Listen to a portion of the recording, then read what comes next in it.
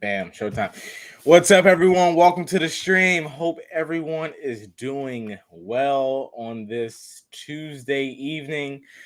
It is wait for the notification to go out, but it is a interesting interesting Tuesday.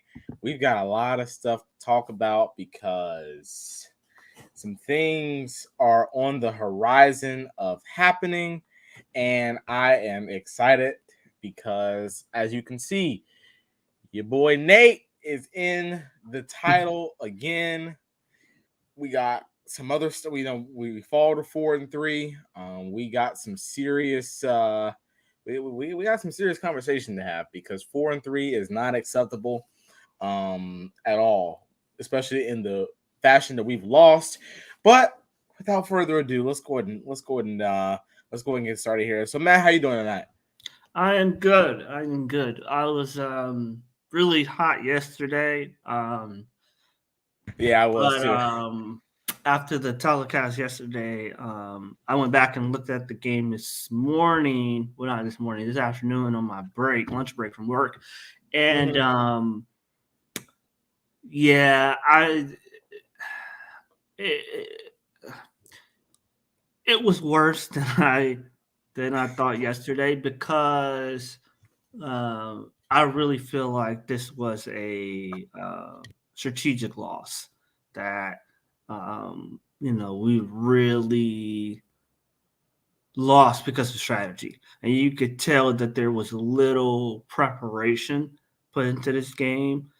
Just by the nature of how it played out, and we really didn't pay attention to their previous games going into this game, and you could tell. Yeah, it's just one of those things where, listen, we came out of the gates too slow. That's been the problem because think about it, like even Toronto and Milwaukee, like, they didn't come out just hitting shots. They came out, they were trying to find a rhythm, and that's your opportunity to jump on them early and kind of bury them, get a 10, 15 point lead.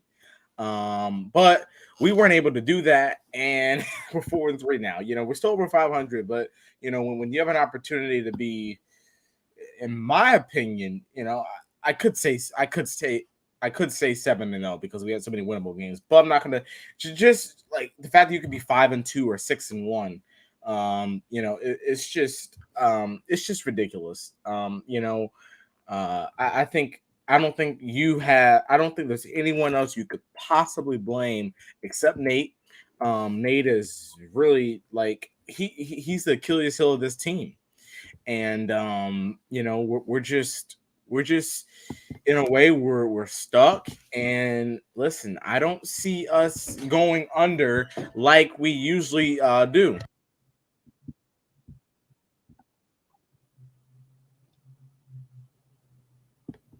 You you you still got sound? You still hear me?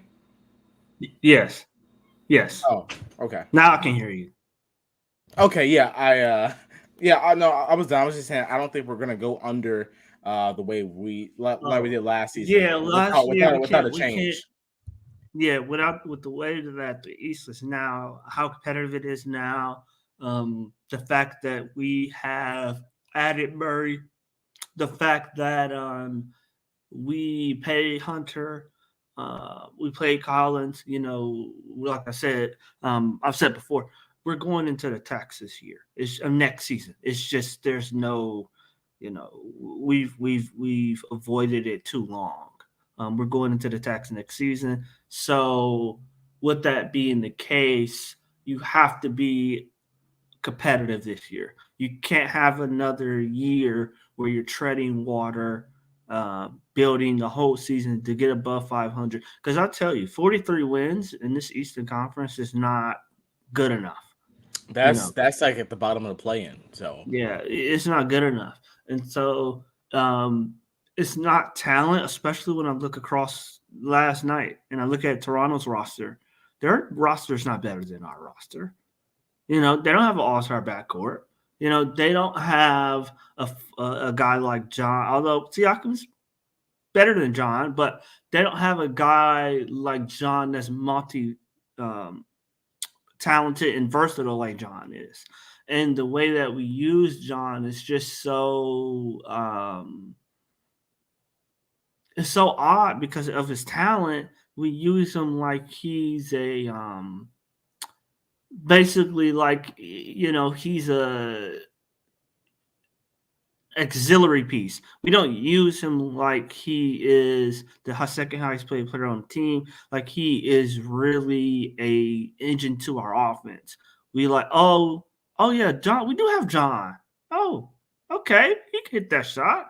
Oh, okay, John can do that. Oh, it's like an epiphany every time he scores, and it's Yeah. like we got to stop that. Hunter's, now. Um, the foul trouble, he has to be better. He has to stop with some of these silly fouls. But some of that I think is, just bad officiating. I mean, Hunter, we all know how good of a defender he is, but because of the injuries, he hasn't. I don't believe garnered a national reputation as a excellent defender. So he is getting some of those cheap fouls that other good defenders don't get. OG Anunoby doesn't get. So he has to be aware of that and be smarter. But I also think offensively, it shouldn't have took until the third quarter for him to get 4 consecutive shots. We should have used him more in the first half to be more productive in the offense, and not just again, like I said with Collins, just an afterthought. We really got to use because let's be honest, we don't have Kevin Herter, we don't have a Gallinari, we don't have some of the pieces that we had last year. So is imperative that John Collins and Trey and DeAndre Hunter have a good game almost every game. We need that, and because of that, you need to feature them like we need their offense. Yeah, too many times it's like, oh yeah, we do have John Collins on the team. Oh, and that's why I want a more creative coach that can use these guys, all of them, not 9, not 10, not 8, all of them in a creative way, in a way they're all productive to the team. If John doesn't have it, put him in a different scenario.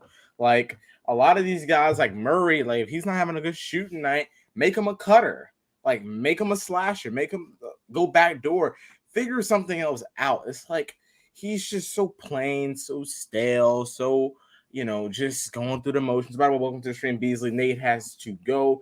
He can't coach this talented team. I agree, but I am so bright. I'm thinking about our bright future with a coach that actually values talent, a coach that is willing to go 15 deep, a coach that is creative on offense, a coach that coaches matchups. I am just excited for that. Mm. Honestly, I don't think it's gonna be too many more games, but we could go on a winning streak, and yeah, Prolong. we could have to wait to the off season, which I Yeah. really don't want to, Yeah. because I feel like we wait to the off season, we're gonna be in a first round exit. Sure, you can conduct more and better interviews during the off season, but like I said, and plus you're gonna probably sacrifice a few more losses for Nate to get fired.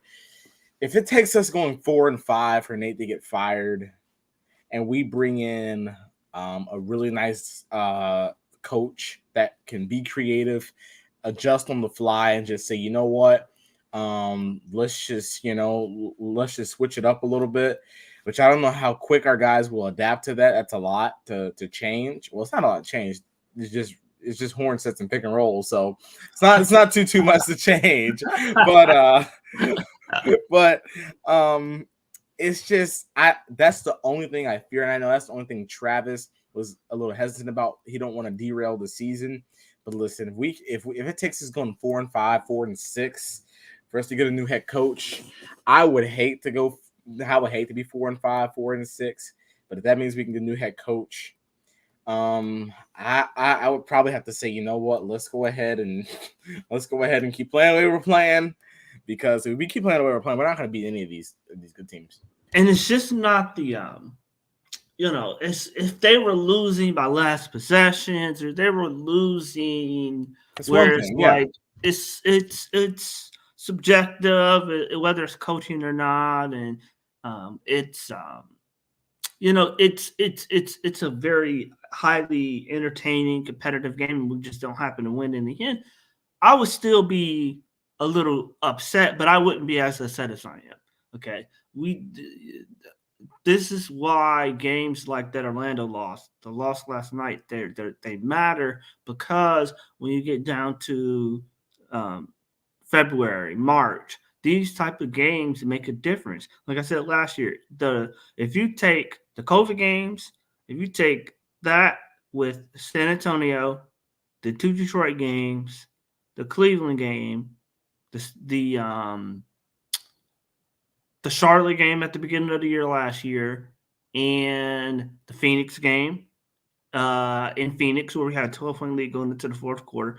If the Denver game, the Clippers game, if you take those games and you add them to our win total, maybe not even all of them, if you take half of those games and add them to our win total, we flip with Toronto, and now we're the sixth seed. We don't have to play it in the play-in tournament.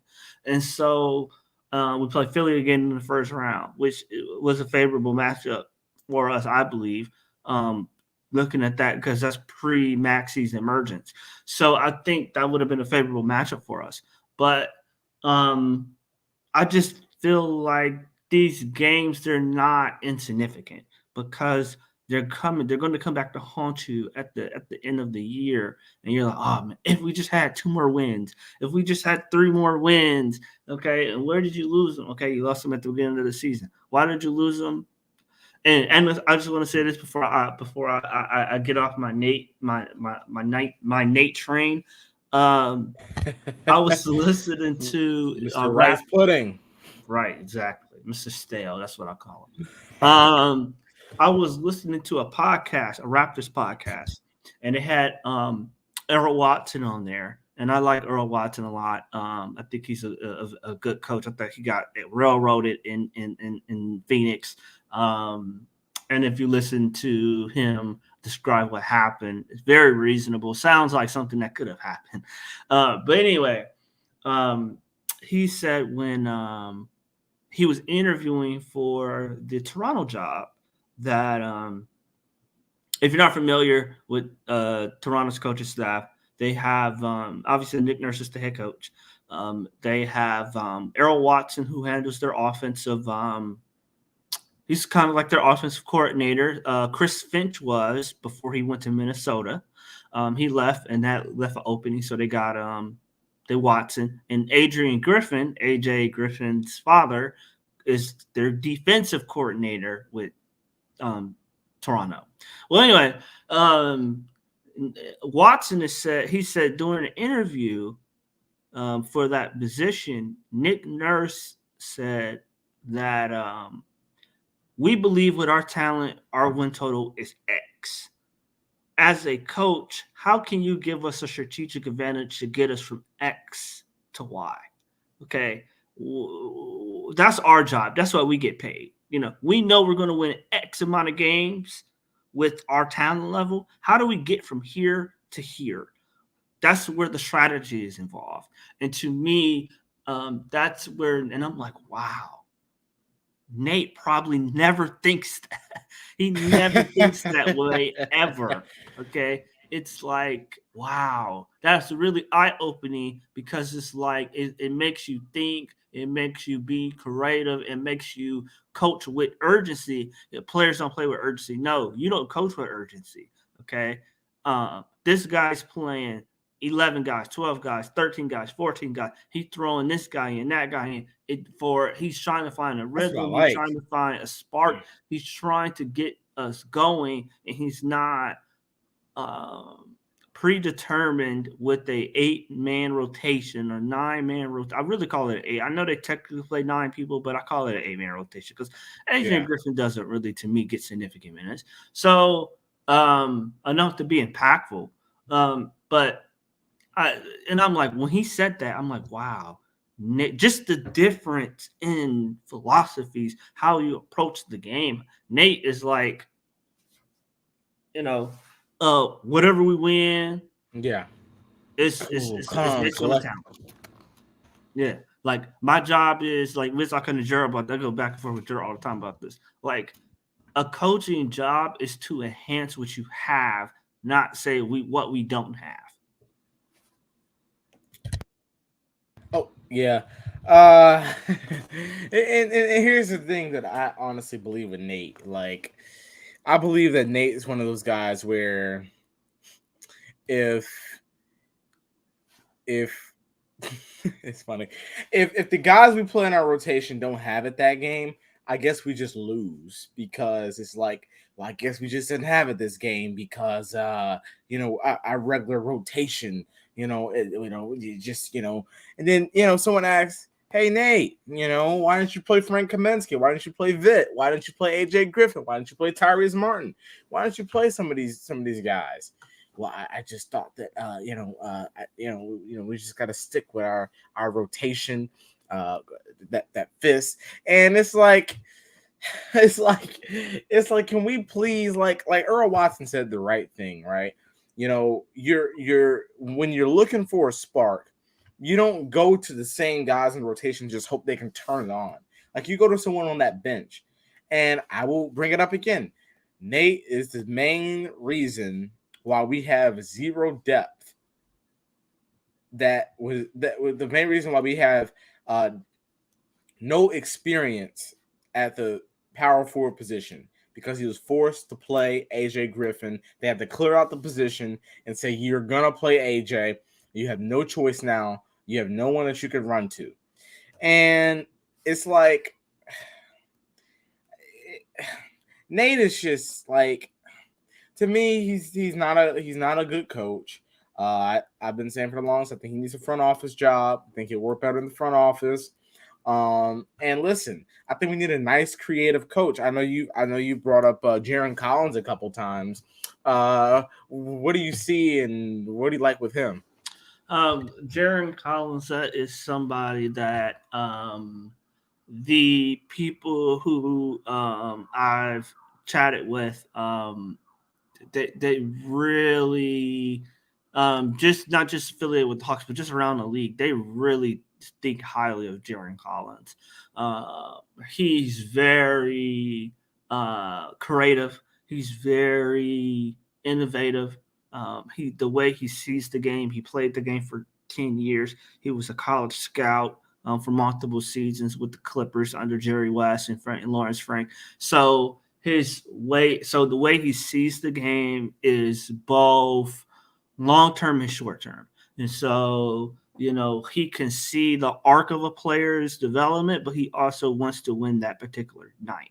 So that's very important where Nate to me is very warped in his thinking. He's only thinking about, and what's so crazy is to me, Nate is trying to win. In his mind, he's trying to win, but in actuality, it looks like he's I won't say trying to lose, but it looks like he's comfortable if they don't have it tonight and they lose. Yeah, Where to him, only playing 8 people means he's trying to win. To everyone else, it's like, no, like it's very close minded. It's very uninspiring basketball to play these same 8 people every single game. I think a lot of what you see, Murray's picking it up, but I think, especially with Trey, I think a lot of what you see, especially last night with 10 turnovers. Now, he can't have 10 turnovers. That is unacceptable. And he'll be the first one to come out and say that's unacceptable. That's on him. But at the same time, like I brought up last night, he does not have, just from what I see, he does not have any strategic advantage. Everything is based on his own God given talent, his own creativity, his own flair, what he sees out on the court. He which is does nothing. not get any assistance from the sideline. And so a lot of times what you're seeing a 23, 24-year old try to outthink experienced coaches night after night after night. And because Trey has this ingenious ability in the pick and roll, they can kind of make up for it a lot of nights. But there isn't a game that I watch where it's easy on him. Where tonight he doesn't have to think and have to. Nick Nurse, I mean, Trey's playing chess with one of the best coaches in the league, and he lost That's last night. You yeah. know, it's not. There's no helping hand. There is no, hey Trey, this is what I see. This is what you need to do. This is how you combat it. It's more of Trey. You gotta stop shooting the logo three. Or guys got to set harder screens. Or we But got to it's play with. like, how are you gonna tell? It's like if I'm Trey, I'm like, how are you gonna? All right, I'm gonna stop shooting logo threes. Call a play, you know, because pick and roll not gonna work the whole game. Like that little mid range action you be running with Hunter and or Justin Holiday, like that don't work. You got Murray out here doing the same thing. It's like there is no creativity with the right coach that's creative on offense. Listen, you're gonna have uh just like Murray and Trey, like they would be like lethal by default, because of the coach. Not even like getting really, really used to each other, but they would just be like with the offensive minded, just creative coach. Like it is And you like see, Mike Brown is not even super creative. But to yeah, me, if I'm saying, okay, is it the roster or is it the coaching?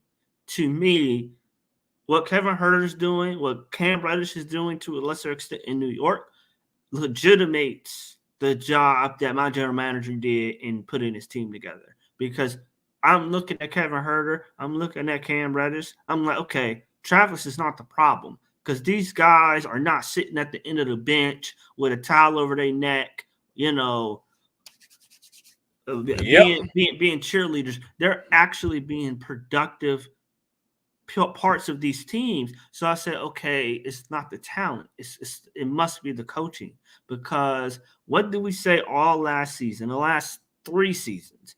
Kevin Herter is not being used correctly. They have him standing off the ball, coming up and throwing the ball to Trey, and Trey don't got it. He'll throw it back to Kevin, and Kevin has to be isolation ball.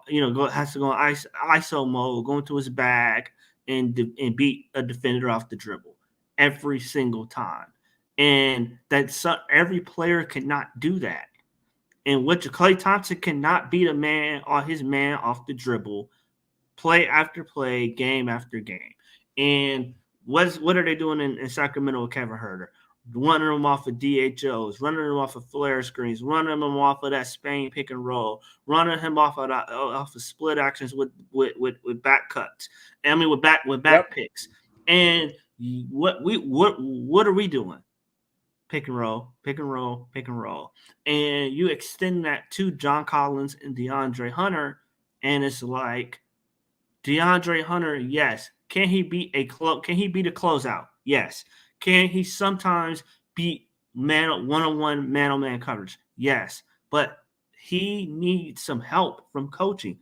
And what's so yeah, infuriating is they do it sometimes. Like look at that Detroit game. They call packages, plays set specifically for DeAndre to get him downhill, run him off double stagger screens, run him off of post cuts, run him off of misdirections, getting downhill towards the basket where he could pick up momentum and pick up his confidence, and then he could take the dude off the dribble and hit that step back jumper. But you don't do it you don't do it from the outside in where it's like, okay, Dre, beat this man off the dribble. John Collins is not.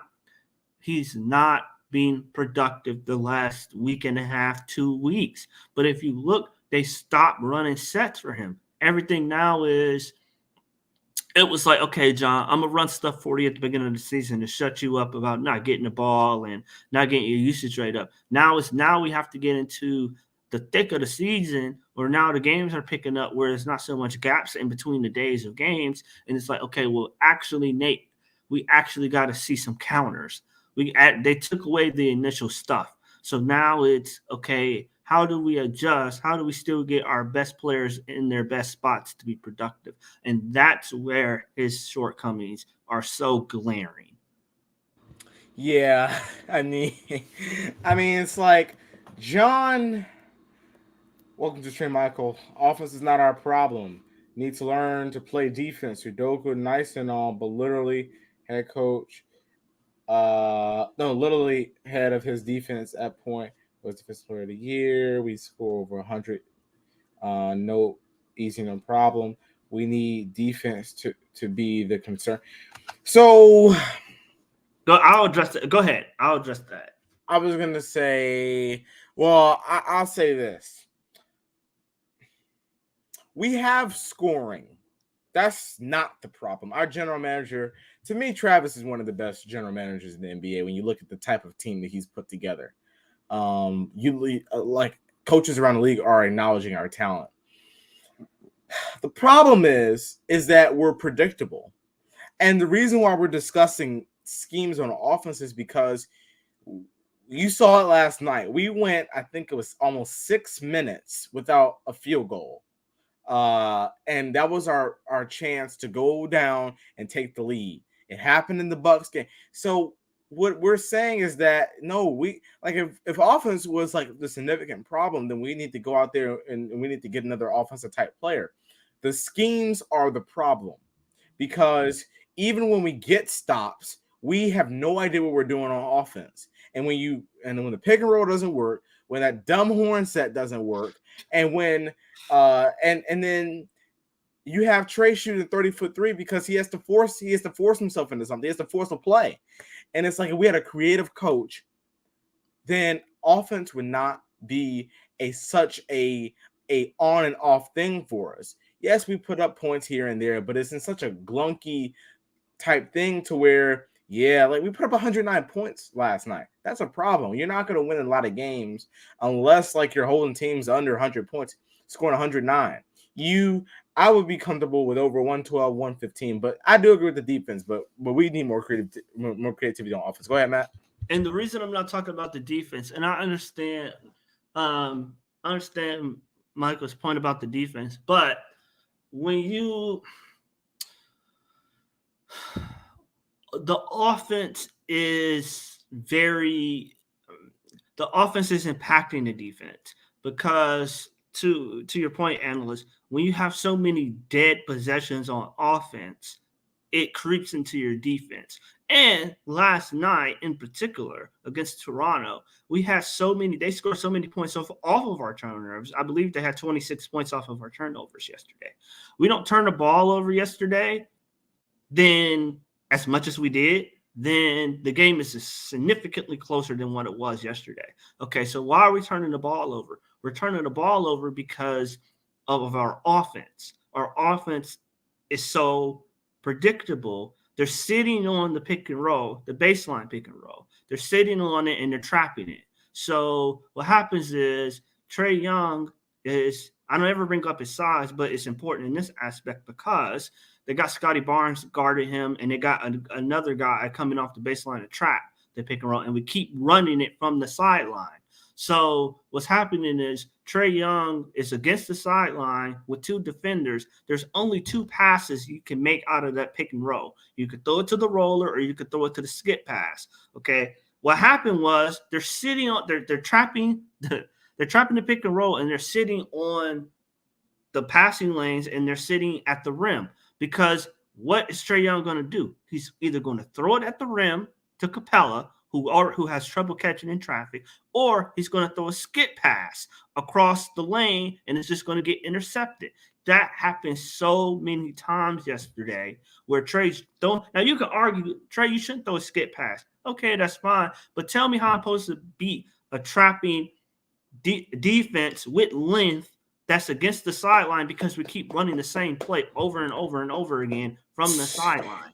That's one. Yeah. Two, defensively, what did I say in the first quarter yesterday after the first possession? Okay. Really, I think I said it before the game, actually. So I said we should go to a zone because this team cannot shoot. They're in the bottom of the league in shooting. Just because Scotty Barnes hit a couple threes at the beginning of the game does not mean you become reactionary and you change your defensive game plan. You go to a zone because most of Toronto offense derives from the free throw line and getting downhill to the basket. What you want to do with a zone? You want to cut off the basket. Same thing yesterday with us.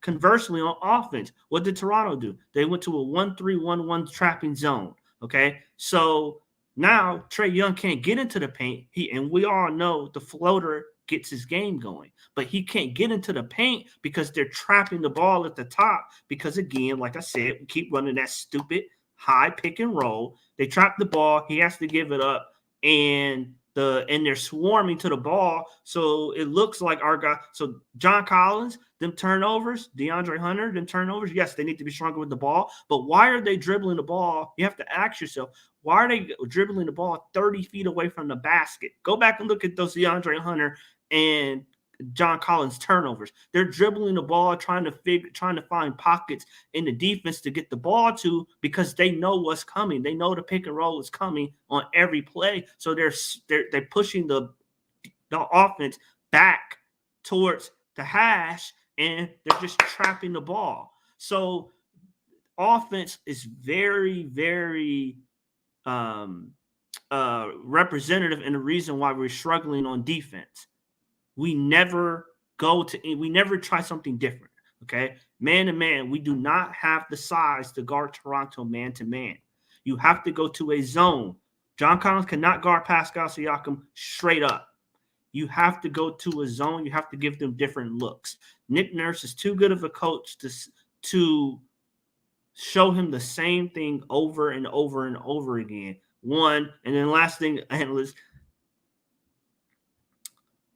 Toronto, yes, they give Pascal Siakam and Scotty Barnes and their guys the ball in their spots, yes. But they also, if you went back and you rewatched the game or seen it live, they ran a lot of misdirections. They ran a lot of different, they had a lot of different dressing on the play to get us moving. So when they reversed the ball to get it to Pascal Siakam in his spot, when they reverse the ball to get it to Scotty Barnes in his spot, they're going downhill and we're rotating late, and it's a foul every single time. They never, go back and look. They never came down the floor and did the same play over and over and over again, or just handed it to Pascal Siakam, got out the way, and allowed him to beat John Collins off the dribble one-on-one. They always did secondary and third action, and then they reversed the ball and got it to Siakam. It's completely different than what we do. Yep, and I want to touch on this real quick, and then we will we'll shift into Nash real quick. When I was on, we talked Hawks TV post game last night, and Matt was on there as well, and I said I'm giving Nate McMillan 65% of the blame. Everyone was all shocked. Then I said I give Nate McMillan 50% of the blame for Trae's turnovers. Then everyone just exploded. I never got a chance to explain on why I did that. Look at his turnovers and look at how he was turning the ball over. We put 4 guards on the court when they went with 5 bigs. And we're running Trae. They're running Trae on the baseline, trapping and making him make a decision. They're making him scan the court. They're picking him up full court, by the way. Full court. They have all their guys in the front court, and they're making him make decisions. And one thing about Toronto, credit to Nick Nurse, all his staff, they take away the passing lanes because they use their length to their advantage, and they're taking away the passing lanes. And I was like, is Nate? I was like, all right, yes, Trae's turned the ball over. Yes, I can't deny that. But Nate, this is on you because you're not making any adjustments to do anything different. What does this look like? Does this look like the Miami series? Yeah, this is exactly like the Miami series. Then I hear, well, we don't have the personnel. I don't want to hear that. We went out, traded 3 first-round picks to get an all-star guard. We went out and got defensive players that Nate wanted. We went out and we drafted. We went out and we did this, we did that, we did this, we did that. Internal player development. We did all of this, and now we're still crying about personnel. No, it is the coach. If I listen, I have a lot of experience at the high school basketball level. At the high school level, it's very hard to stop a press because you're dealing with high schoolers. But it's not hard because all you have to do against a team like Toronto, their shortest guy. Oh my goodness. Because this team isn't built good. Shout out Demond. Oh, Demond, how you gonna say it's Travis' fault? How are you gonna say it's Travis' fault? We go out there and we get an all-star. We go out there, we get defensive players, and then somehow it's still Travis' fault. We got a seven. Hey, by the way, Travis got a 7-footer on the team, and Nate don't use him. And we talking about Travis. Hey, Demond, I said it earlier in the stream that if I'm looking at the talent and I'm looking at the coaching, right, and I look at Kevin Huerter and I look at Cam Reddish, okay, that to me, those two guys, what they're doing right now, legitimates Travis. He's not my concern anymore because these guys can play. It's the way that they're being used in Sacramento, because look at the way that Kevin Huerter's being used in Sacramento. They're running, like I said, they're running DHOs, they're running crossface, they're running flare screens, they're running UCLA cuts. They're getting him more involved in the offense and more movement, so he doesn't have to shake a defender in ISO ball every single play. It's the same thing with DeAndre Hunter, right? What we're seeing right now. Yesterday, he turned the ball over because he's going. I mean, yes, he got to get stronger with the ball and he has to be a better ball handler. But at the same time, you cannot ask every single player on your team to beat their man off the dribble on ISO ball every single play. It's unrealistic. No, you look at Phoenix. They do not ask Mikal Bridges to beat his man off the dribble every single play. They don't ask Cam Johnson to beat his man off the dribble every single play. You look at Toronto. They don't ask, as good as Pascal Siakam is, they do not ask him to beat his man off the dribble one-on-one every single play. They run sets. They run, like I said, they got a lot of misdirection and window dressing to shift the defense and then give it back to Siakam where he got space to operate. We don't do that. It's like we bring the ball down the court. We run the pick and roll. Oh, this side, they cut this side off. Let me throw the ball over here to DeAndre, and let's just stand over here with our arms folded and watch DeAndre try to beat Scotty Barnes off the dribble. What do you want Travis to do about that? Because you don't tell me. I don't want anyone to tell me that Travis should tell Nate to do something different when y'all don't want Nate to tell the players, professionals, to do something different on the court. If you're going to give Nate a pass for not coaching, then I guess give Travis a pass for not GMing. Like, I mean, you should. And Travis said it yesterday. And this is what I said. And this was like, I don't know. I've been watching basketball. I've been around basketball, for 20 years. Okay. I have never heard a general manager come out and explain the way he wants the team to play and the style in which he wants them to play. He's very deep. If you listen to Travis, he's very detailed in how he wants them to play and the style in which he wants them to play. They play the complete opposite of everything he says. We should have more ball movement. We should have better player movement. We should run the offense through the high post, through the center of the court, and not the baseline. We should have more movement. We should have back cuts. We should have flare cuts. We should have more multiple ball handlers making decisions to get the defense shifting and out of position. That's the way that Travis wants them to play. That's the way I want them to play. That's the way most Hawks fans want them to play. However, what do you see? Nate, ISO ball, pick and roll. ISO ball, pick and roll, pick and roll, pick and roll, ISO, ISO, ISO, ISO. The derision is so stark. It's amazing between the way I've never seen it before. I've I'm never seen a GM come out and explain how he wants the team to play, how he constructed the team to play, how he wants it to look versus the and way that they look. I've never seen it before. so Damon says,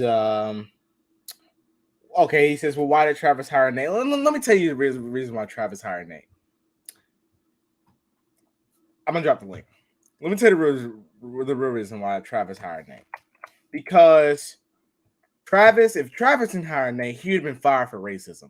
They would have fired a racism claim against Travis Sling. He'd have been fired. They would have said this racist white man didn't hire a black man after he went to the Eastern Conference Finals, and this is just the Atlanta Hawks have a racist history.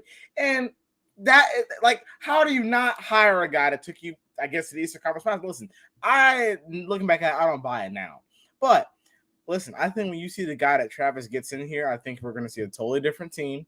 We're going to see a Travis guy. Because listen, Nate is pathetic. He's a disgraceful coach. He's a complacent coach. And listen, like, all right, there you go. Yo, what's good, family? What's up, What's Demar? good? You got us on sound? I'm out here living and driving, listening to y'all. Okay, oh, man. I will take the way you were texting. I thought you were at the house. No, I'm good. I'm good like that. I can drive, chat. I do everything. Hey, Demar need to teach me how to do it. I'll take a different angle from you, analysts, about Nate. Okay, why Nate was hired. Nate, and I tell people this all the time. I do not believe Nate is an awful coach. He's mediocre. You know, he's a C student. A C student is going to have some A moments here and there, but overall, he's going to revert back down to the mean, which is average. Nate is average, but there is some good in being average. I know that Nate is going to get the guys organized. I know Nate is going to get them to buy in and play hard, and there's something for that. There's something to be said for that, to get guys organized and paying attention to film studies. To the extent that they have any film studies, I don't know, but to the extent that they have film studies, film sessions, get them to buy in, get them organized, teach them organized basketball, etc., etc. There's something to be had for that. So I believe that's the primary reason why Nate is here, has been here, to get the puppies organized, to get the kids to pay attention and grow and become adults and more mature, etc., etc. But when it comes to being a thinker, when it comes to being a strategist, no, he's never been one. He will never be one. He is 45 wins. I told Gerald, I don't know if y'all watch the NFL, but I told Gerald he's Mr. Jeff Fisher. Okay, with Tennessee, all those years in Tennessee, 8-8, 9-7, 8-8, 8-8, 8-8. That's who Nate is. Well, if that's what Nate is, why did Travis hire him? Because you have to get to 8-8 before you can get to 12-4 and 10-6. Like I said, Nate. When he fired Lloyd Pierce, why did he not go find us a coach that fit his vision? He really had no.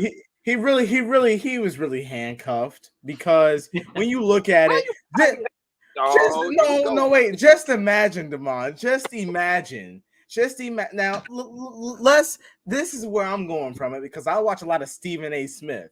Okay, just imagine all what he would have. He would have raised a fit if Travis, a white general manager, head of basketball operations, did not hire Nate McMillan after a season that they had, and Travis would have probably the NBA would probably launch an investigation for race. Like you can't justify not hiring a man that just took you to an Eastern Conference Finals. That's not what I'm saying, analyst. Listen to what I just said. When he fired Lloyd Pierce, I'm not talking about after we made the run in the playoffs to the finals. Why didn't he hire a coach that fit his vision when he fired Lloyd Pierce? And I'm gonna tell you something. We was already below 500. So let's not act like we was making some type of playoff push. Okay, he had time when he fired Lloyd Pierce. He could have easily already had coaches in mind that fit his vision that he could have bought in, right? Or am I wrong? He couldn't have done that? Well, Damon, here's what I'll say to that. Let me hear your excuse on this one, because I know y'all finna make an excuse for him. Go ahead. So you're gonna sit here and tell me. So you're gonna tell me. Here's what I'll say to that, Damon. You go back. No.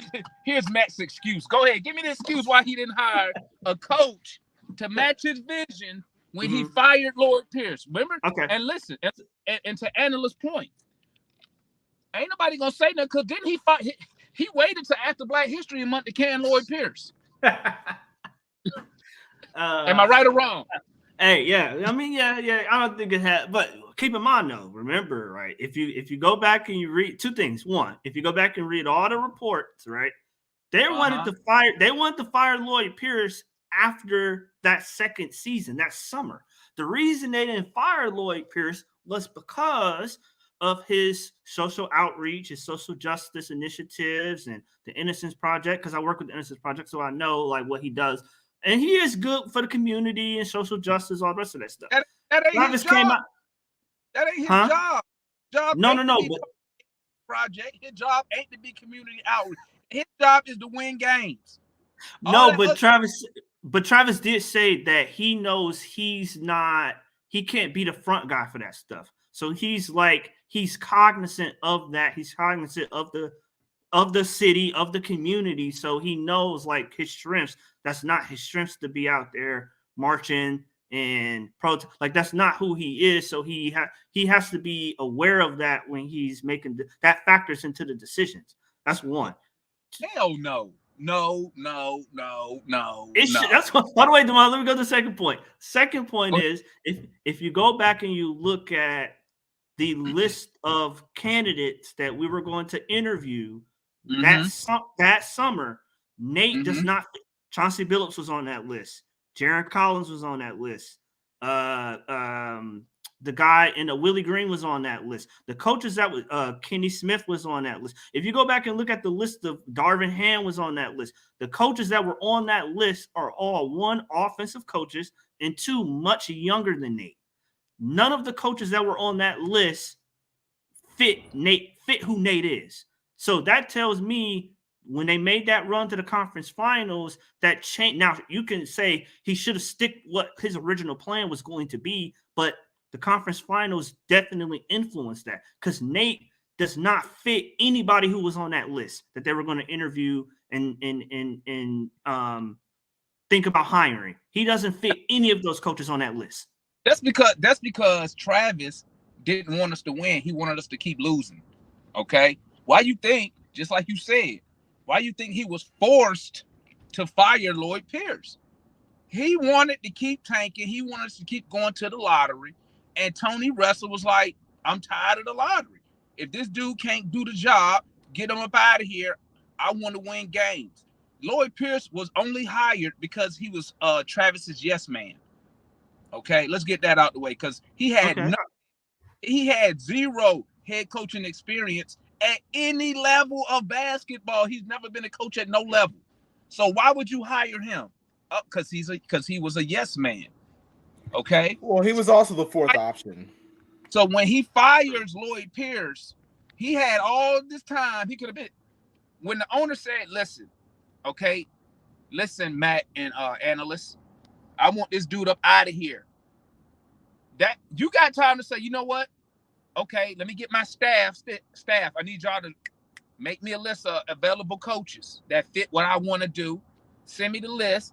I'm gonna vet the list, and then I'm gonna interview who I want to interview. He didn't do that. He fired Lloyd Pierce and made Nate McMillan the interim head coach. He could have easily said Nate McMillan will be the interim head coach, but right now we are on a coaching search. But remember, Damon, do you think if we didn't make that conference finals run, do you think Nate would be our coach? Because I do not think so. No, he wouldn't. But Damon, they named him interim head coach before the conference finals run because Because remember, Nate said that he didn't want to take the job until after the season.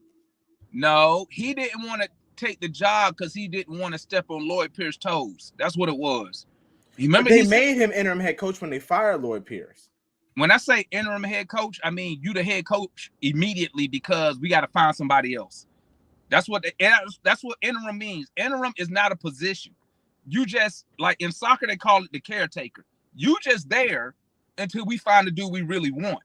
What happened is, instead of Travis going to find the dude he really wanted, he was just sitting on his ass because he probably thought we was going to keep losing. Because remember, we was already, I can't remember, 10 games under 500 when he got fired. I think so 8, yeah.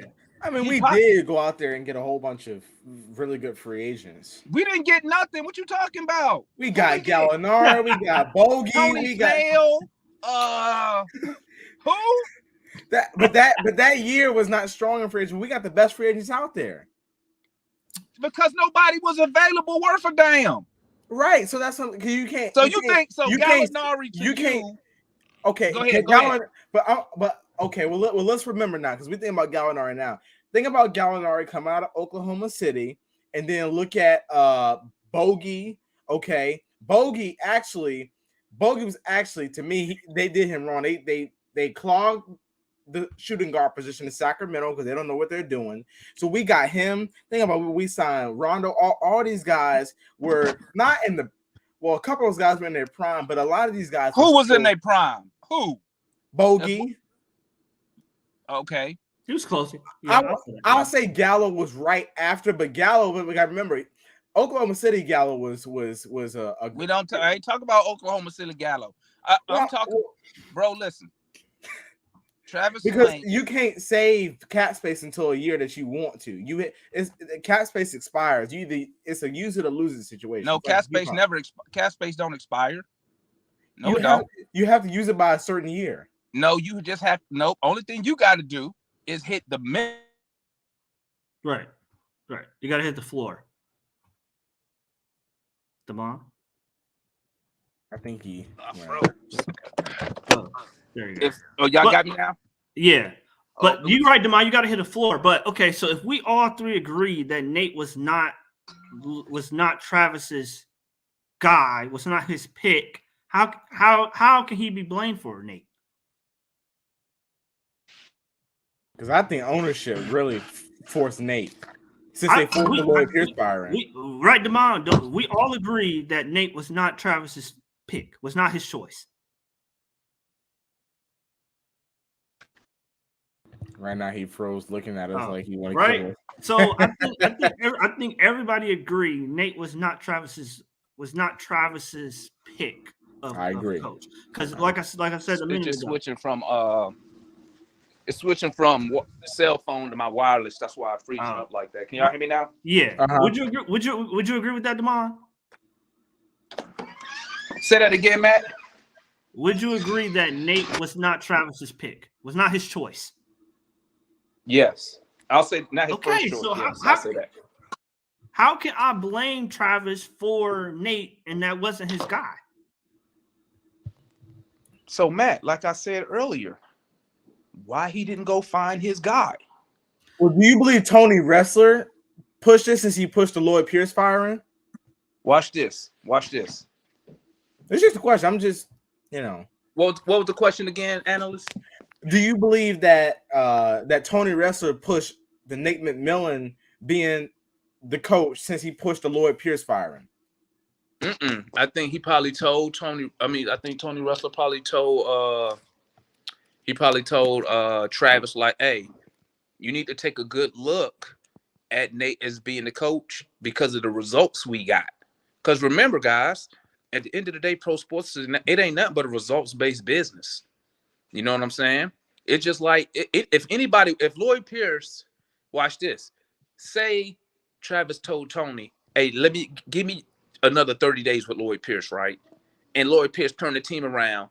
And the team did exactly what they did under Nate McMillan. Lloyd Pierce will still be the coach because this is a results-based business. So he probably told him, hey, you need to give him a strong look, right? But if I'm the president of basketball operations and the general manager, I'm saying, yes, I'm gonna give him a strong look, but I got other candidates who fit the vision that we are trying to do. I'm gonna interview those guys also.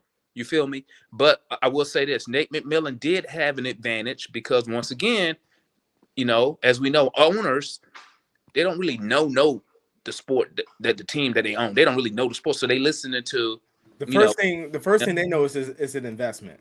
Yeah, and what Tony Russell sees is, well, I know you want to hire this guy, but this guy McMillan took us to the conference finals, and look at all the money we made from the extra playoff games and merchandise. Because remember, the owners look at it like analysts said, they look at this as a business. You feel me? They look at this, am I in the red? Are we in the black? You feel me? So, but I will say this. He could have easily said, I'm going to interview these coaches. When he said, I want you to fire Lloyd Pierce, he got a whole staff. Hey, guys, whip up a list of coaches that I like. Here's a couple names to throw in that hat, but give me some others.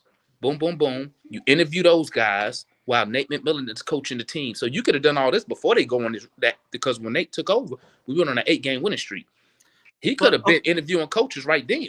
But so, Damon, let's say he did that. Let's say he brought in, let's say Chauncey, right? He liked Chauncey. Chauncey is his guy, right? He brought it. You make it to the conference finals. What you going to do with Nate? Move Nate, move out the way. Let's get Chauncey in here. Go have fun in Boston. We got Chauncey. No, he was in a very tight situation. That's why I said, but that's why I said because I said that's why I said he was handcuffed to a certain degree, because even if Travis said, all right, we like this guy in the interview process, when the season's over, we're gonna make you the head coach, but then you're 2 games away from the finals. That's why I said don't wait to the end of the season. Listen to what I'm saying, guys. If I say right now, Matt, analyst, we're gonna replace Nate McMillan. In 2 minutes, y'all 2 dudes will have a list of coaches already. Okay. Right? Yeah. That's the same thing his staff should have did when the owner said, we want to get rid of Lloyd Pierce. All right. So like this situation that's unfolding with the Nets, they got Jock Vaughn coaching tonight, but probably next week. Taking over. That's what you're talking about? Exactly. He could have done that. Don't you think that's a little, with a young team? Don't you think that's a little much? No, because they got to hear 2 completely different voices. That's the first time I've seen an NBA franchise find a head coach in an hour. In an hour within firing. They didn't fire him in an hour, bro. They always wanted Udoka. That's why Boston never released. That's why they never fired him. Boston knew if they fired him, he was going to have a job the same day. And Boston Angle was probably trying to see if they could get compensation for him. You see what I'm saying? But I don't think you can get compensation for somebody. I don't know what his status is, suspended. I don't know what they got the dude doing. But see, that's why they never fired him. Yeah. Because let's keep it real. Let me keep it real with y'all on the analyst channel. Boston doesn't care that he slept with the dude. Why? They don't care. I don't know why sports people act like they care about that stuff. They don't care. Because if they cared, they would have fired him as soon as they found out. They did an investigation on this way back in July. Yeah. You see how long it took for them to even address? Listen, they could have not said nothing. Yeah. And it would have never been public. But see, Boston too busy trying to be woke. Oh, let's show the public that we care about all of this, the sexual assault. Even though he didn't do that, he just had an affair and she was married. I don't know why they didn't put her name out there. But Udoka's a good coach, and Boston knew that. And all Brooklyn was doing, they just sat there and waited. Because they knew sooner or later they was gonna go get him. That's why Boston never fired him. Steve Nash was a ticking time bomb. I wish we would have called Udoka. I mean, you know what I'm saying? It's like even right now, like if all right, so let's just say tomorrow, which I really want to beat the Knicks. But let's just say tomorrow, like hey fellas, I'm gonna have to catch up with y'all, family. All right. Y'all stay up, man. Good show, analysts. Hey, next time when you go live, put it on Twitter at Atlanta Hawks and use the hashtag #ChooseAtlanta so you can get the Atlanta fans to come to the channel. All right. Y'all stay up, man. All right. Appreciate it. But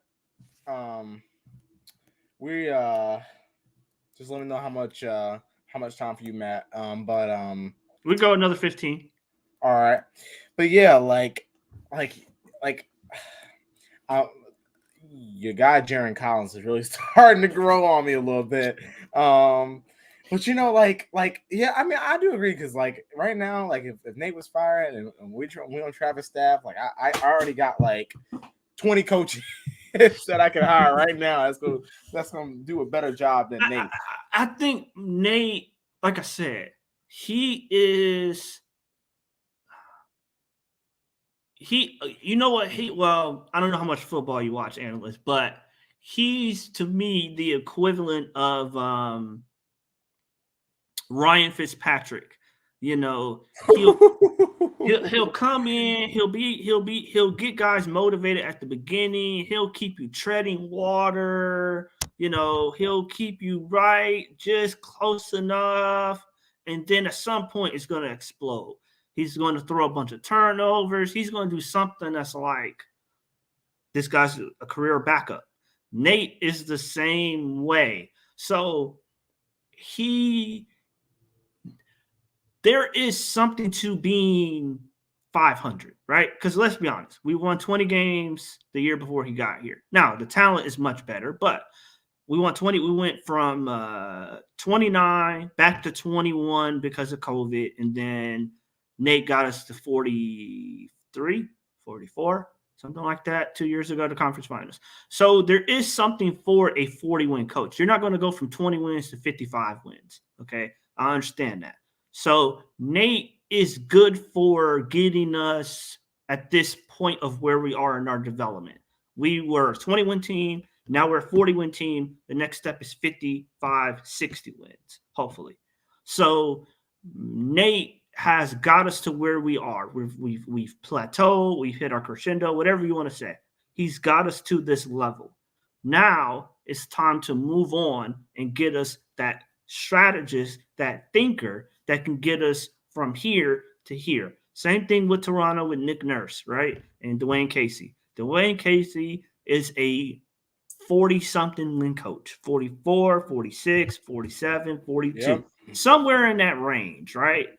Nick Nurse is a 50-plus win coach. And the difference between the 40-something win coach and a 50-something win coach is a 50-win coach is going to do whatever he has to do. He's going to coach each game like it's game 7.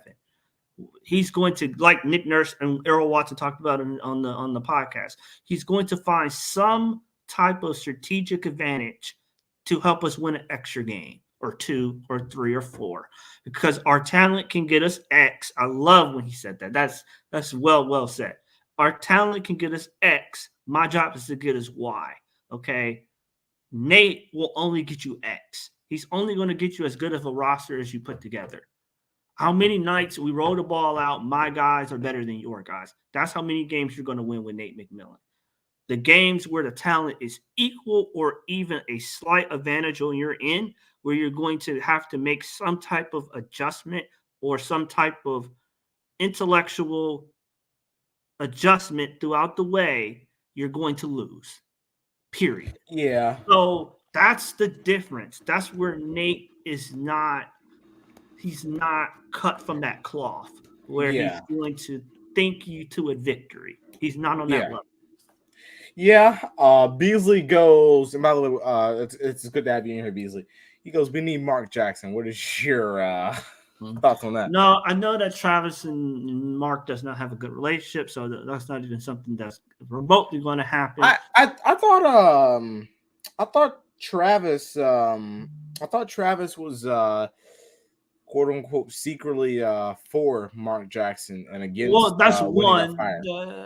That's one. Well, there's various reports about the relationship.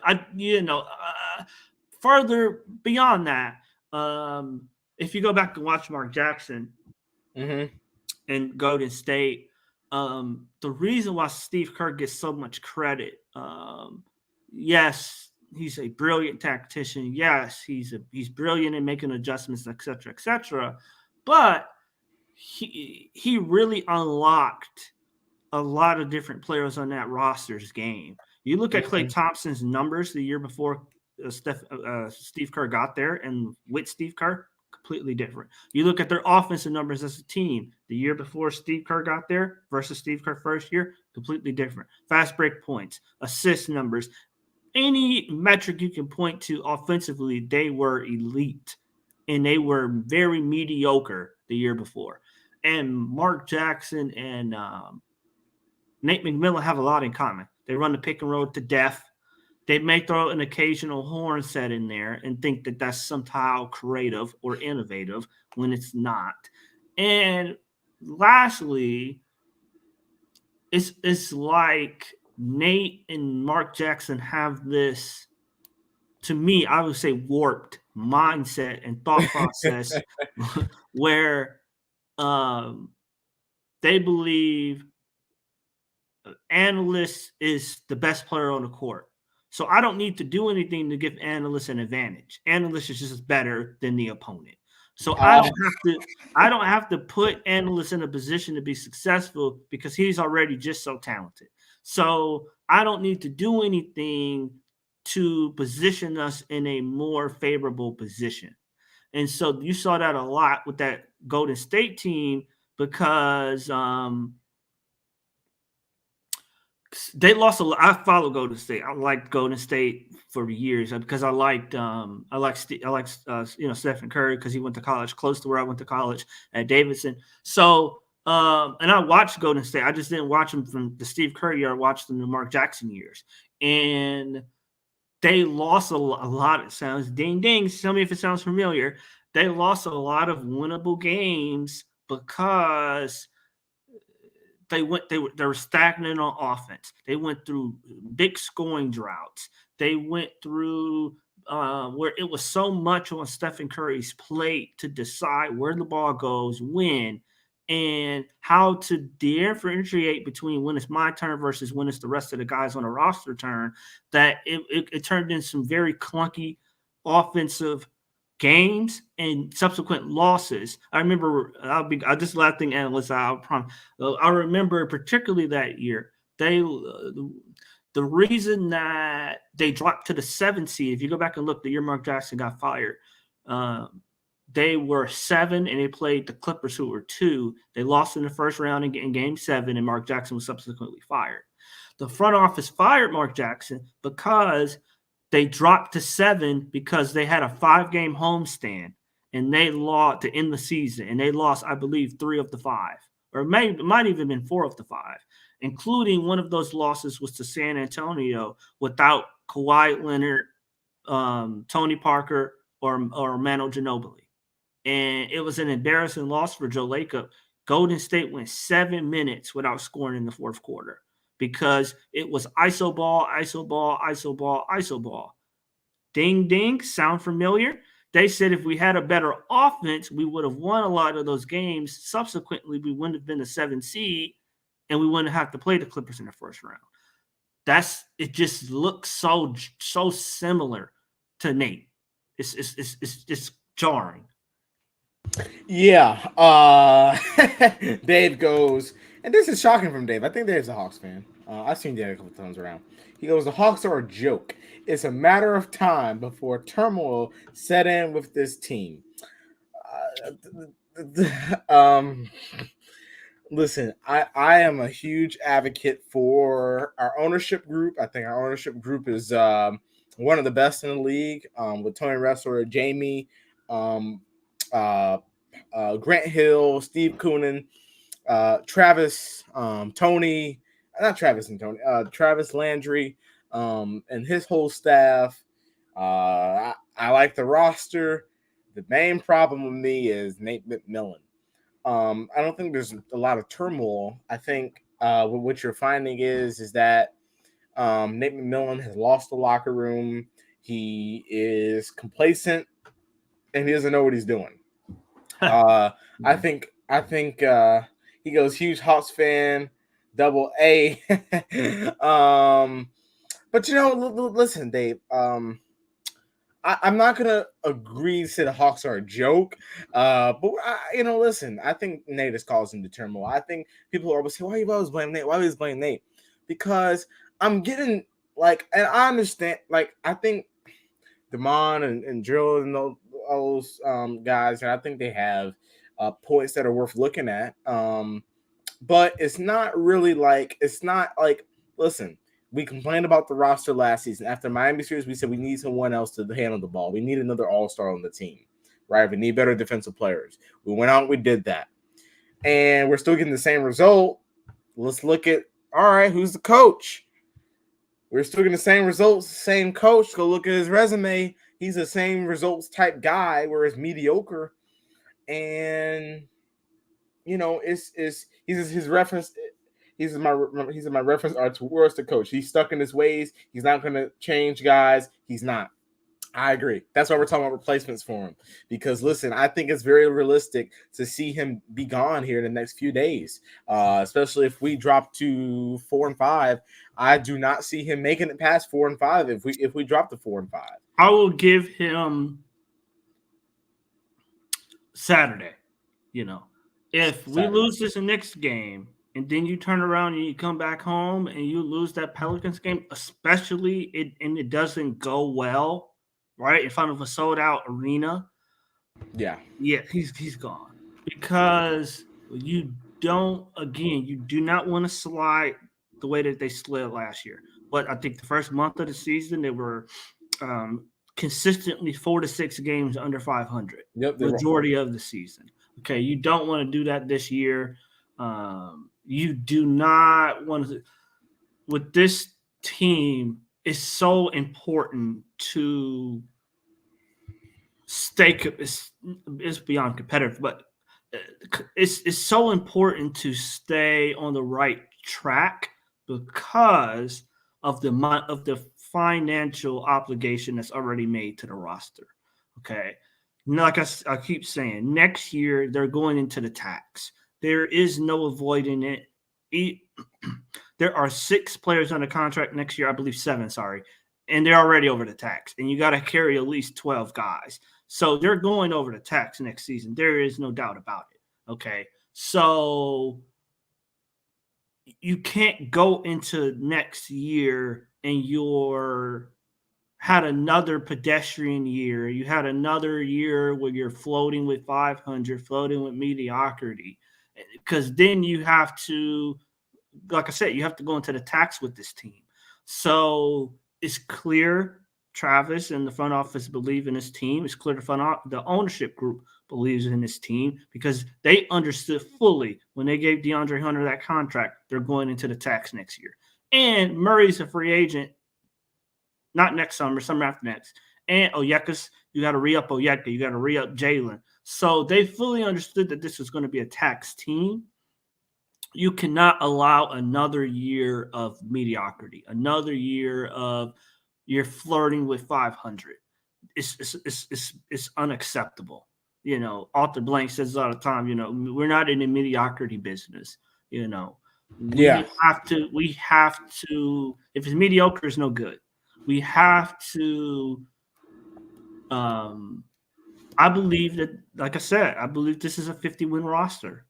You have to get there, and you don't get there by, continuing to flounder and, walk. They almost play like with molasses. They almost play in a malaise, like it's like there's like a cloud over the team. It feels like, where there is they hit a little bit of adversity, turbulent, and it's just complete chaos. And they're down by 30, and it's just their heads are down, and it's just no connectivity. And I feel a lot of that has to do with the coaching because they don't feel like he's in it. They don't feel like he's in it with them. They feel like he's comfortable. Nate, analyst said it earlier. He's complacent, and they don't feel like he's doing whatever it takes to win. And that's the problem, and you can feel it. You can feel it when you watch them, or at least I can.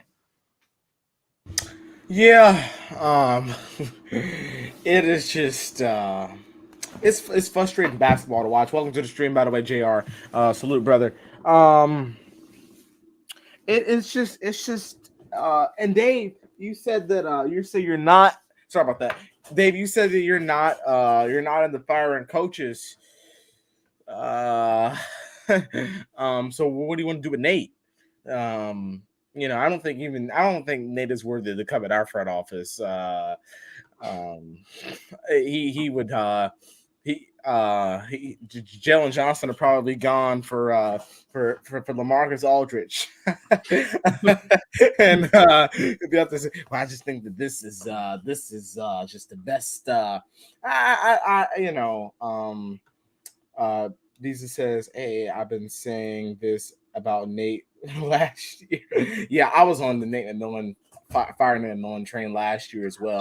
The reason why I was not, I mean, I wanted Nate in the playoffs, after the playoff series, I wanted him fired, but not so much during the season, only because I do understand having somewhat of a drop off from the conference finals year.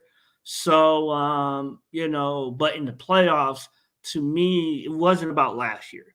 It wasn't about that season. The playoffs against Miami showed me Nate McMillan is not a strategist. It showed me Nate McMillan is not of the upper echelon coaching realm. So it's time to move on. Because if you don't believe this guy is a part of your next 5 years, there's no reason you should keep him, right? So you're just delaying the inevitable. However, what we're seeing now with this team, with this roster, especially considering the fact that they gave him multiple players who he requested, who he wanted, who he's comfortable with. Mm-hmm. For me, if you got a coach that is heavily reliant on veterans, that tells me he's not creative, he's not thoughtful, he's not innovative, he's not of that yoke that I'm looking for. Because what does veterans do? He wants established guys that have nothing else to prove in their career. They are what they are. And if he feels like he can work with that, he'll work with that, be a 45-win team, be a first-round exit, and he'll say, well, we get into the playoffs every year. We just need more veterans.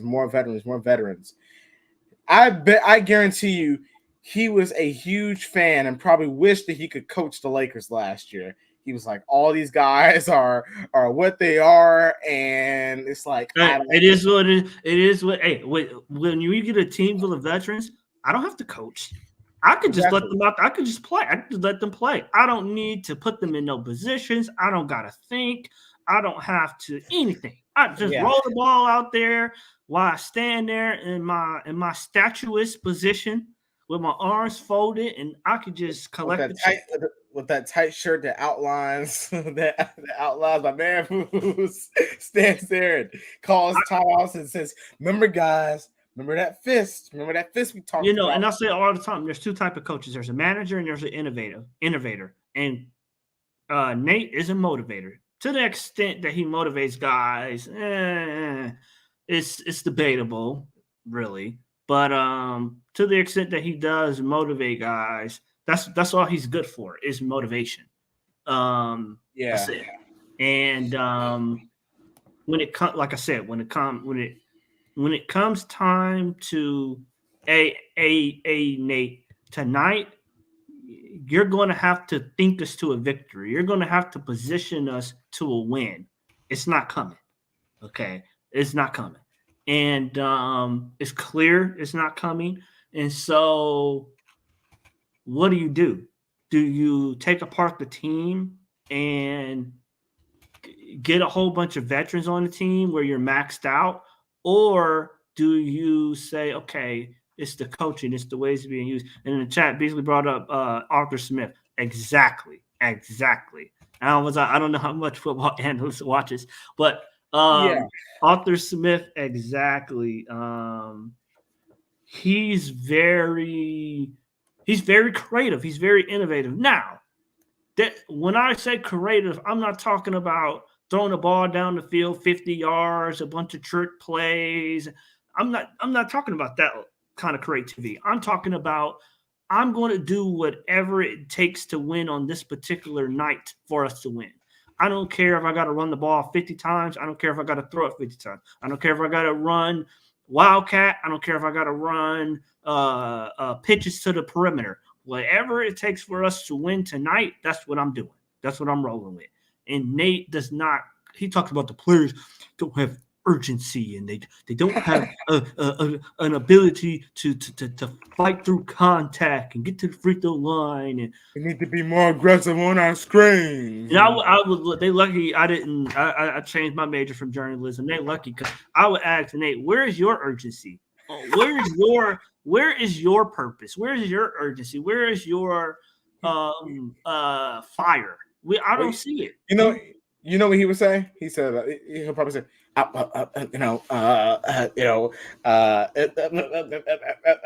he is so bad because he only 58, and I know plenty of 50. My dad's 50. I know plenty of 58-year-olds who are not, on the verge of rice pudding, as I say. You know what I'm saying? Not doing crossword puzzles and all. Not like that. He's getting such a bad rap. Probably playing Sudoku, he's giving slightly older guys such a bad rap. They're not all, Yeah. they're not all old timers. You know what I'm saying? Nate is just very, I said all the time, I call him Plain Jane. He's very just, because I remember they did a little interview and they were like, Nate, so what's your favorite airplane snack? Peanuts.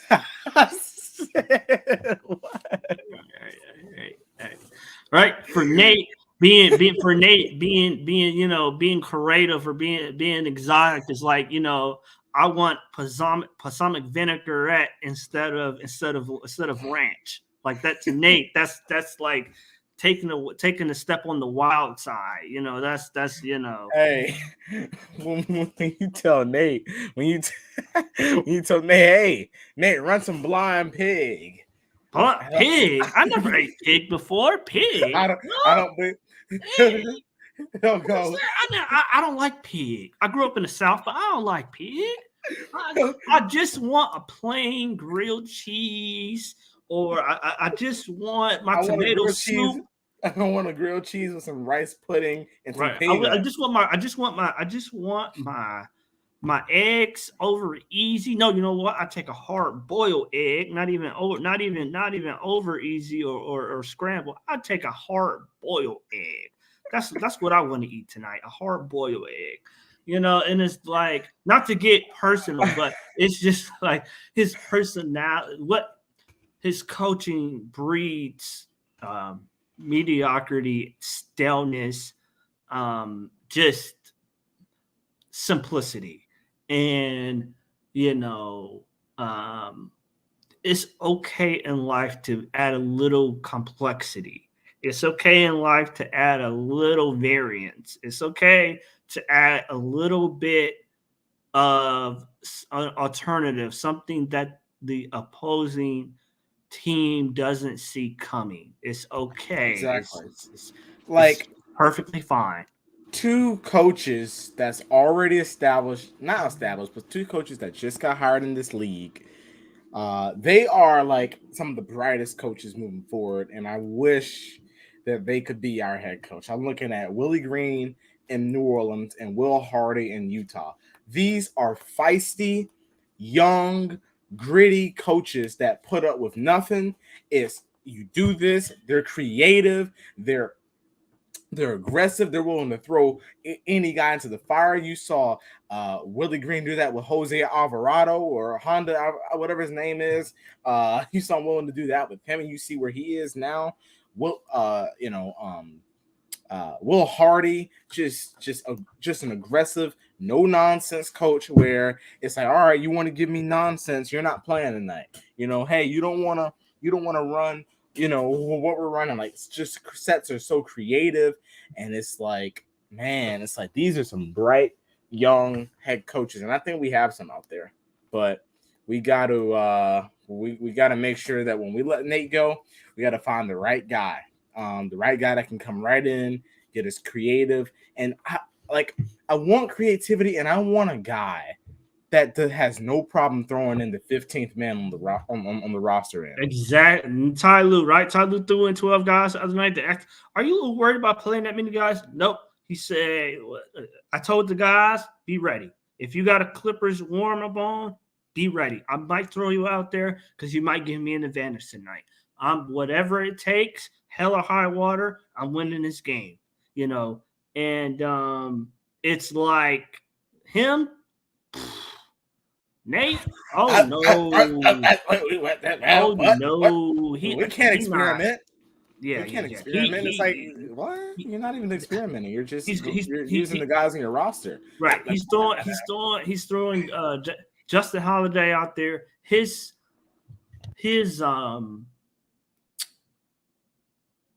for him being creative or being thoughtful or going for it instead of playing. Nate will never go for it in fourth down if he coached football. Right?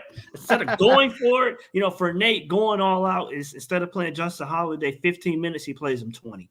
All right. Instead of playing Aaron Holiday 12 minutes, he's playing him 18 minutes because he's hoping against hope that they get hot and they save us. Okay. That's his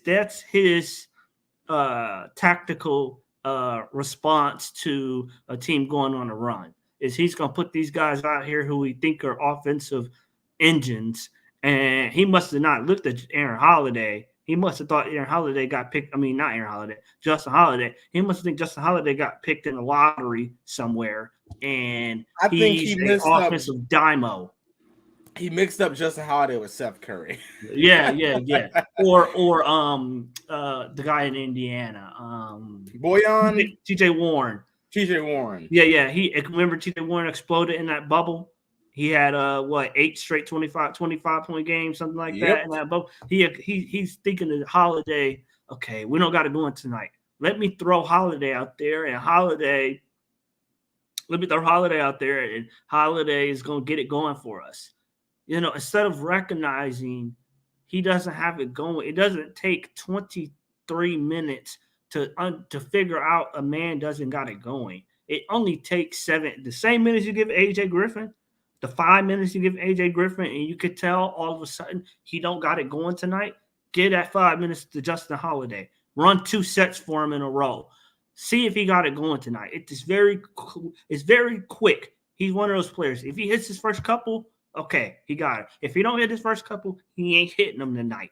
Get him out the game. It's not rocket science. You don't have to leave a guy out there for 28 minutes, 25 minutes, 23 minutes to see if he got it going. You play him a little bit, get him a couple shots. Oh, he don't got it going today? Move him out for somebody who might have it going that night.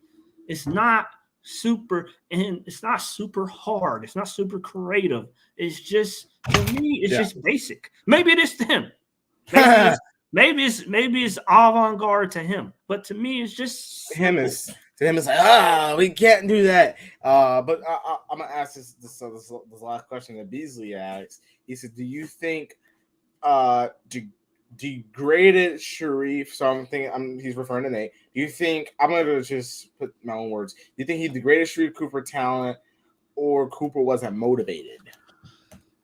I think first of all, he didn't give him the minutes. I think a realistic coach would have given him some minutes. Absolutely. I played him with Trey, so I think it had a lot to do with confidence. I think Cooper lacked confidence, and certain players, they play well when it is up in the air. Other guys don't. Like to me, Brandon Goodwin played well when it was up in the air. His career in the NBA was up in the air. He played with a lot of confidence. He really was undeterred by a couple of bad possessions or a couple of missed shots. He hung in there and he was going to give it his all. To me, what I saw from Cooper, he lacked that same confidence. He missed a couple shots. He won't shoot it anymore. He turned the ball over with he tries to throw a nice pass, a creative pass. It's a turnover. He's, now all of a sudden when you need to throw it with one hand to get it in, he throws it with two. Or when you need to go off 1 foot to get the shot over a shot blocker, he goes it off the 2 feet because he's scared that it's going to get blocked. So with him, it's confidence. It's confidence. And I think Nate, to that point, if you want to rope Nate into this, I do not believe he gives guys confidence.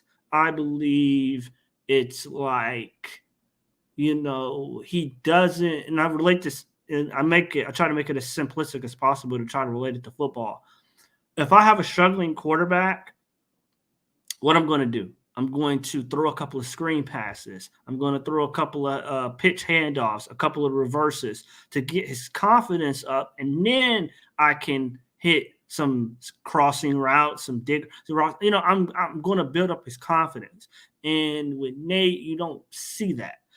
How that translates is, okay, DeAndre Hunter got it stripped twice yesterday. Part of that, like I explained earlier, was because the offense was being ran 30 feet from the damn rim. But anyway, part of the way you give DeAndre Hunter confidence, you call his number. You get him the ball going downhill. You run him off some of them horn sets that Nate runs that's so creative. You run him off some of them horn sets. You run him off of some of them cross screens, some of that split action, and you get him the ball going downhill to get to the free throw line, to get his confidence up, and not solely rely on him as a professional grown man to find his own confidence and to find his own rhythm tonight. You give him confidence. You give him rhythm.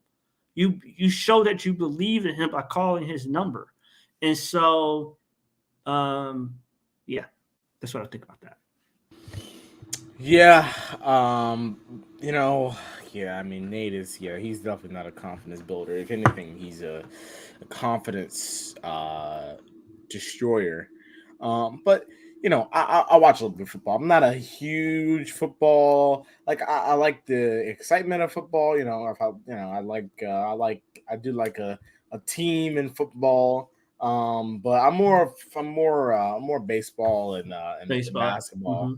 Mm-hmm. But I want to thank everyone for tuning in. We went 1 hour 31 minutes, and I thought it was a really good live stream. Matt went a little bit longer for us, so thank you to him. I want to thank Beasley, Dave, and Damon, and JR, and Holiday, and Roll Up One, and Michael for all coming into the stream. It was a great time for you guys, and if you're gonna, for the rewatchers, thank you as well. We will be back tomorrow with a regular YouTube video. It's not a live, but a regular YouTube video at some point, and then we also play tomorrow, and tomorrow's big. Or these conversations that we're having will obviously heat up. But I cannot wait to see you guys again, along with Matt up here, co-host, and I want to thank you for being here again, Matt. No problem. Thank you. I enjoy going back and forth with you, analyst. It is very entertaining, very, very intriguing. I do enjoy the chat as well. I do read them. And yeah, these next 2 games in particular is very, very important for Nate. He cannot. It's not so well at this point. I was about to say it doesn't matter about the wins and losses at this point, but it does. But it's not so much the fact that the losses, it's the fact how they look. They look uninspired. They look unmotivated. It looks stale. It looks so yesteryear, passe, as they would say. So it's not so much that they're losing, it's the style in which they're losing is, further cementing Nate as a guy that might be joining Steve Nash in the unemployment office somewhere in the not too distant future. Yeah, him and Steve Nash may be smoking cigars, sitting on the couch watching their two teams. But again, I want to thank all y'all for tuning in. We didn't get a chance to touch on Nash much, but listen, we always got hey, I believe I'll just say one last thing. I believe Nash I believe not this year or next year, but in the next couple of years. I believe once he, goes to some other teams' training camps and picks up some offensive ideology and some especially defensive, some type of defensive playbook or defensive verbiage or something on the defensive end of the floor. I do think he will be one of those coaches where on the second time around, they're much better than they were on the first. Reminds me of Pete Carroll a little bit. The analysts, you probably know, you're more of a baseball guy than I am, although I played baseball when I was younger, which is crazy. The guy, the older black gentleman who I believe he's still a third base coach with the Braves. He used to be the manager for the Texas Rangers. He had some personal substance abuse issues years ago. It's not you said it's third base coach? I believe second or third base coach, maybe. I thought he was third base. The older black gentleman. They have is it Ron Washington? Yes, him. Yes. Absolutely. Okay. Yep. So he was very successful. He was much better the second and third time around than he was the first time around. So that's what you might see. Or the older guy who used to be the manager for the Chicago Cubs, who was the manager in Tampa Bay, right? They had that upstart year, and then he left and went to Chicago, and they won the World Series. I forget his name. Joe Madden, maybe? For the who? He won the World Series with the Chicago Cubs. I believe Joe Madden is his name. Yeah. So, hey, that might be Steve Nash in a couple of years. He might be. It could be, yeah. Come around, Yeah. But it's gonna take some learning because when you come in and you have to deal with KD, Kyrie, and James, that's tough for anybody. But, hey, Nate should go coach them. He can just stand there. He can stand there. He can just go stand there and let them do whatever. But whatever. But yeah. But thank you all for tuning in. Y'all have a good one. I'll see you guys next time.